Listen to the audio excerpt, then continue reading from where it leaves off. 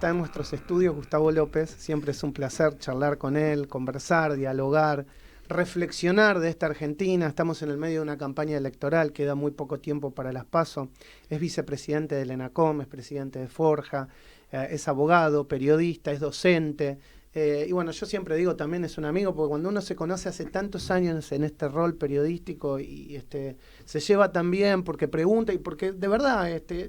Siempre digo que la libertad de expresión es esto, es generar también un vínculo en el que vos puedas preguntar en un marco de confianza, con buena fe, y eso siempre me pasa con Gustavo y con mucha de la gente que viene aquí al arranque. Así que es un placer tenerte en Radio Sónica, Gustavo. Bueno, no, gracias a vos, gracias por la invitación y retribuyo lo mismo que vos decís, lo retribuyo con vos y con el equipo.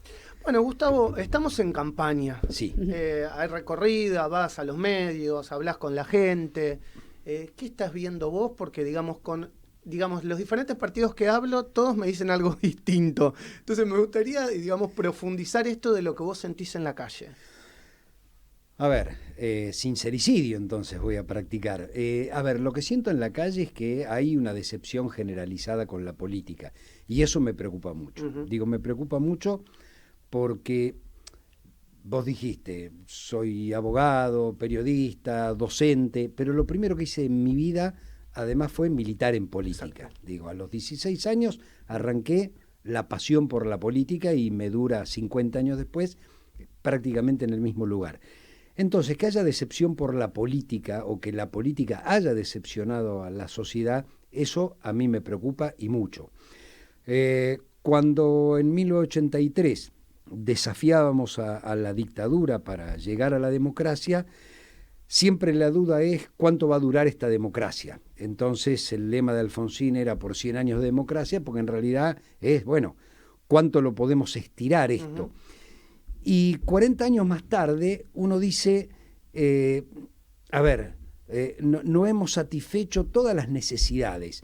Y si bien yo creo que ha habido grandes momentos de estos 40 años, el primer momento, la primavera alfonsinista, lo que significó... Volver a la democracia. Exactamente. La consolidación y la transición de esa democracia, 4 levantamientos cara pintada, la transición termina ya en el gobierno de Menem, que se termina de consolidar. Uno dice, no podemos tener 40% de pobres, algo hemos hecho mal. Y yo lo que vivo y lo que noto es... una decepción.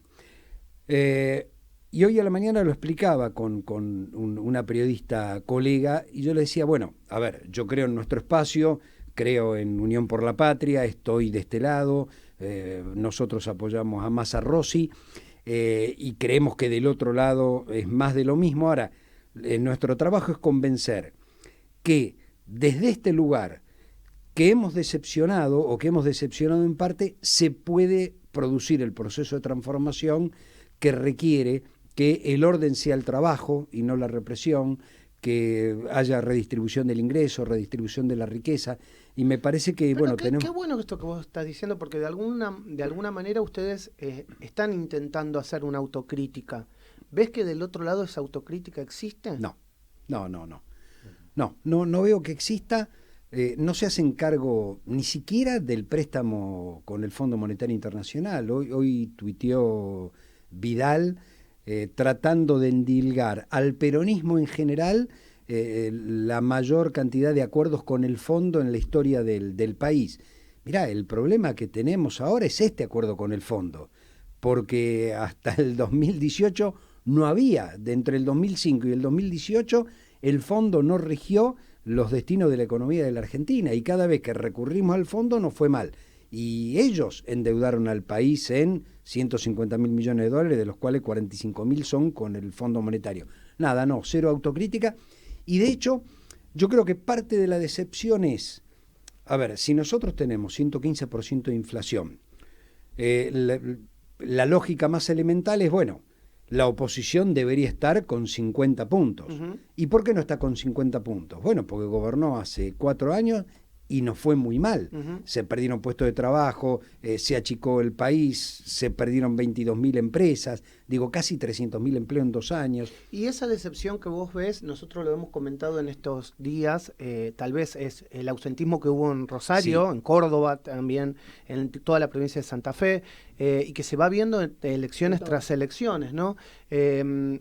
Ese tal vez votante independiente es el que está más decepcionado, tal vez no tanto el que tiene una formación más peronista y militante histórica, o también ves que hay una decepción del propio peronista o del propio... No, hay una decepción del propio peronismo. Entre el 2019 y el 2021, nuestro frente perdió 4 millones de votos.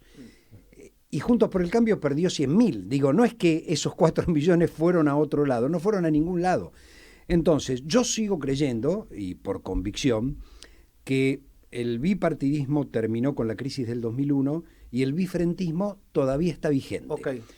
Incluso hasta con Milei está vigente el bifrentismo, y que hay 2 proyectos distintos de país, y que de Massa a Grabois, uno podría decir de más moderado a menos moderado, estamos dentro del mismo proyecto. Por eso creo en este proyecto, porque creo que del otro lado no están pensando en generar empleo, en generar industria, en generar educación. No lo están pensando, lamentablemente, porque si no uno estaría más tranquilo. Bueno, a nosotros nos va mal, pero puede gobernar otro y puede gobernar bien.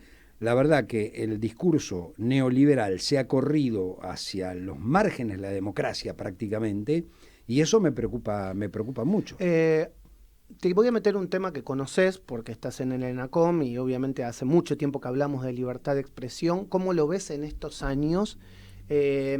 Hoy también dábamos una noticia que está tratando Quintela de modificar la Constitución en relación también a los medios, y se dio también desde el interior, lo digo siendo rosarino, una situación de hablar mucho de los medios capitalinos, de los medios de la capital federal que tratan de imponer agenda a nivel nacional. ¿Cómo lo ves vos?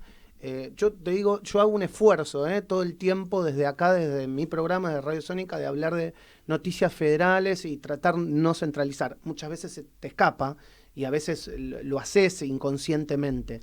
Pero ¿qué deberíamos hacer o qué rol crees vos que se debería modificar o cambiar o tratar de encauzar? A ver, yo creo en la libertad de expresión, en la pluralidad y en la diversidad. Que son 3 elementos. La libertad de expresión no alcanza, la libertad de expresión es no censura. Okay. Eso es elemental, ¿sí? Digo, es el ABC, es lo mínimo. Ahora, eso era para mediados del siglo XX. Okay. Con eso te alcanzaba. Hoy la diversidad y la pluralidad en medios electrónicos requiere... redes, por ejemplo. Exacto, de un rol activo del Estado, garantizando esa diversidad y esa pluralidad. Y me explico bien. La ley de medios, no la del 2009, ya las anteriores establecían que las señales de noticias o los canales de aire debían estar en la grilla de las empresas de cable de manera obligatoria en el área de cobertura. ¿Sí? Esto, por un lado, permitía que el aire, que no cobra más que publicidad, siguiera vigente, porque es donde se hacen las mayores inversiones, de telenovelas o de lo que fuera. Ficción. Ficción. Y la empresa de cable, que cobra por abonado, tuviera esa obligación. Eso regía en el decreto ley de la dictadura, rigió en la ley del 2009, y un DNU de Macri lo dejó en la nebulosa.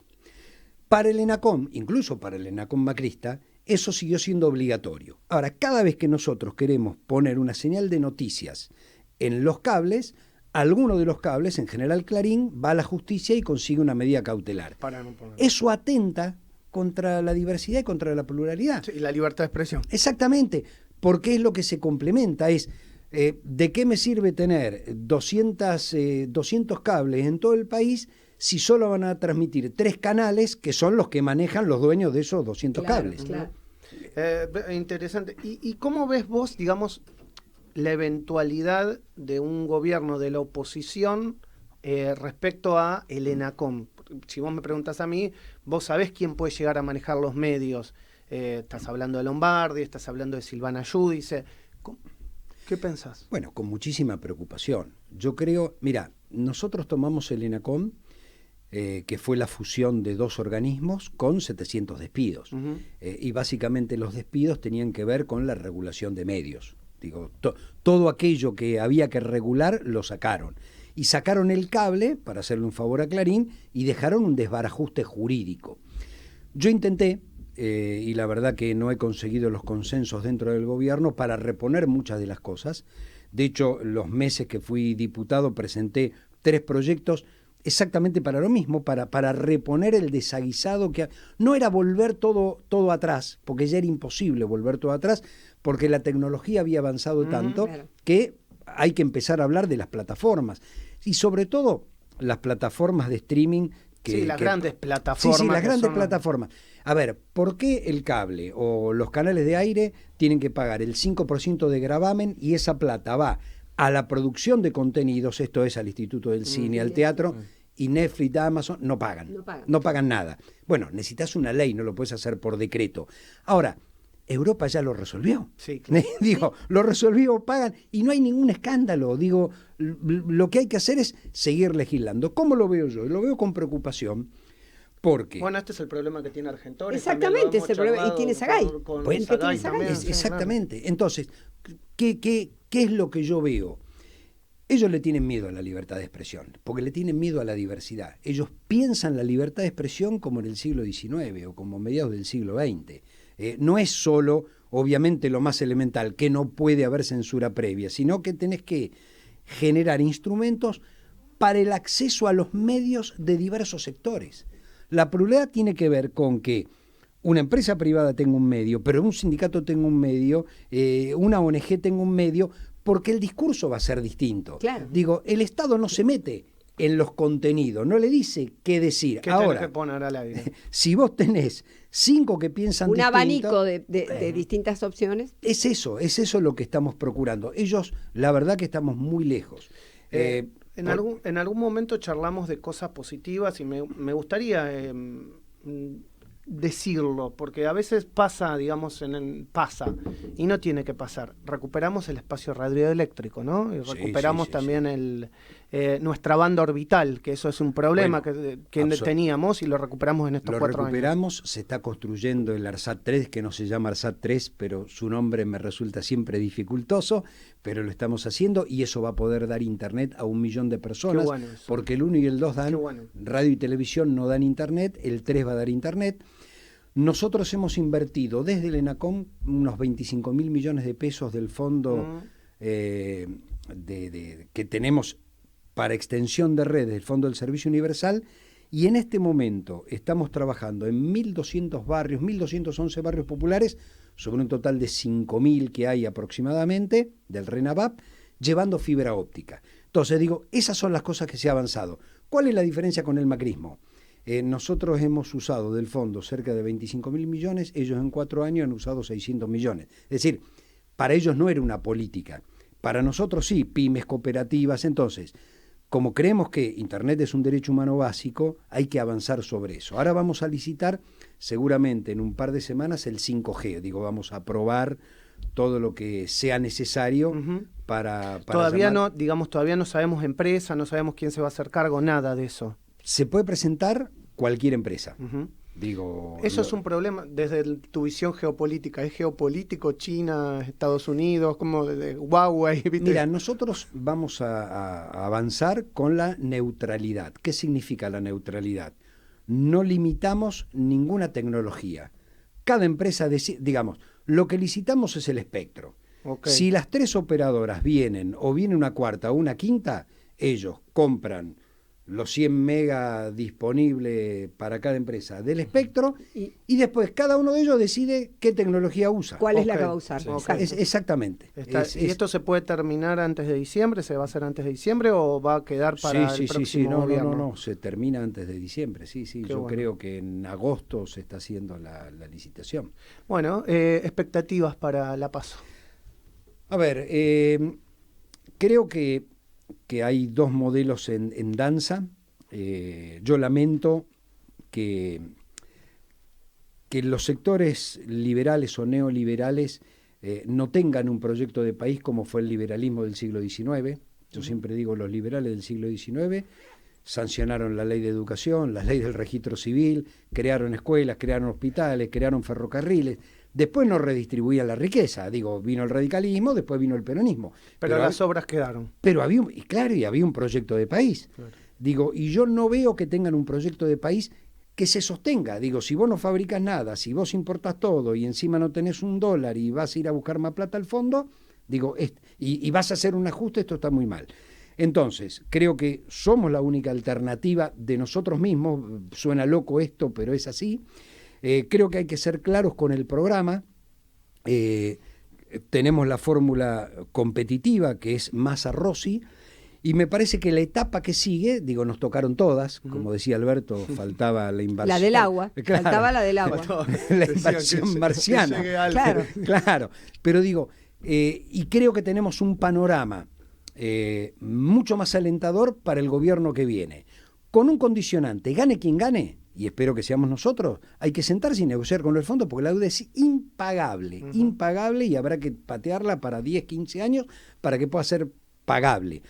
Pero lo que digo es, mirá, acá hay un proyecto de país en donde el trabajo es el gran ordenador, la ciencia y la tecnología es el motor del desarrollo y la industrialización y el valor agregado. Digo, esto es lo que nosotros tenemos que decirle a la gente, mirá, la esperanza está puesta acá, de este lado. Gustavo, gracias siempre por estar en mi programa y en Radio Sónica. La verdad que te valoramos mucho y sabemos de tu trabajo y siempre está bueno ponerlo en valor. No, gracias a vos. Muchas gracias. A ustedes. Muchas gracias. Gustavo López, vicepresidente del ENACOM, en la mañana de Radio Sónica. José, nos despedimos. Sí.